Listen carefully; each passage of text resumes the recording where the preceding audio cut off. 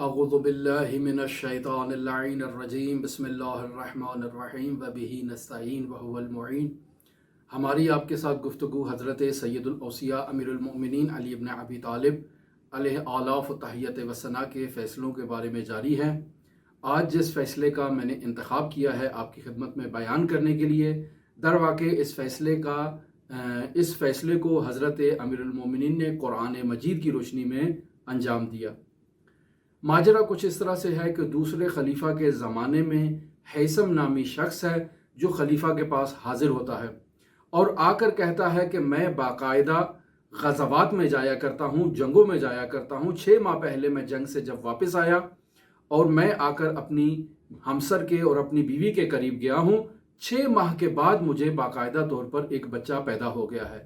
یہ بچہ میرا نہیں ہو سکتا، اس بیوی نے یقیناً کوئی برا فعل انجام دیا ہے، لہٰذا خلیفہ محترم ہمارے ساتھ انصاف کریں۔ خلیفہ نے حکم دیا کہ اس عورت کو سنسار کر دیا جائے، چونکہ شادی شدہ ہے، 6 ماہ میں اس نے بچے کو پیدا کر لیا ہے، لہٰذا شادی شدہ عورت اگر زنا کرتی ہے یا مرد اگر زنا کرتا ہے تو اس کی سزا یہی ہے کہ اس کو سنسار کر دیا جائے۔ قبل اس کے کہ اس عورت کو سنسار کیا جائے، حضرت سید الاوصیاء امیر المومنین کی ذات وہاں پر پہنچ جاتی ہیں اور ماجرا سے جب ان کو علم ہوتا ہے تو وہ فوراً خلیفہ سے کہتے ہیں کہ اس فیصلے کو رکوا دیجئے اور آپ کو یہ حکم دینا چاہیے کہ یہ بچہ اسی حیثم کا ہے۔ آپ کو یہ نہیں کہنا چاہیے کہ اسے سنسار کیا جائے۔ کیوں؟ چونکہ آپ نے قرآن مجید میں یہ نہیں پڑھا ہے کہ خداوند متعال ارشاد فرما رہا ہے وَحَمْلُهُ وَفِصَالُهُ 30 شَهْرًا، یعنی حمل اور اس کے انفصال کی مدت جو ہے وہ 30 مہینے ہے۔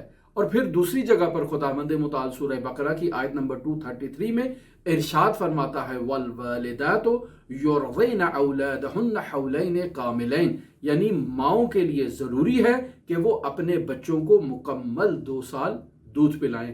لہٰذا جب آپ 2 سال کی مدت کو 30 مہینوں سے یعنی 24 مہینوں کو 30 مہینوں سے مائنس کریں گے تو حمل کی کم ترین مدت جو ہے وہ 6 ماہ آپ کے سامنے ظاہر ہوگی۔ تو اس عورت نے 6 ماہ کے بعد بچے کو پیدا کیا ہے تو اس کا مطلب ہے یہ بچہ اسی حیثم کا ہے اور بالکل قرآن مجید کے مطابق ہے، لہٰذا اس کے اوپر سنسار کی حد جاری نہیں ہوگی۔ تو یہاں پر خلیفہ محترم نے باقاعدہ حضرت علی کو خطاب کر کے فرمایا کہ لولا علی لہلک عمر، کہ اگر علی ابن ابی طالب کی ذات نہ ہوتی تو آج میں پھر ہلاک ہو جاتا۔ ہماری آپ کے ساتھ گفتگو حضرت سید الاوصیاء امیر المؤمنین علی ابن ابی طالب کے اعجاب انگیز فیصلوں کے بارے میں جاری ہے۔ اگر آپ ان فیصلوں کو سننے میں دلچسپی رکھتے ہیں تو ہمارے ساتھ رہیے گا۔ اللہم صلی علی محمد و آل محمد وعجل فرج قائم آل محمد۔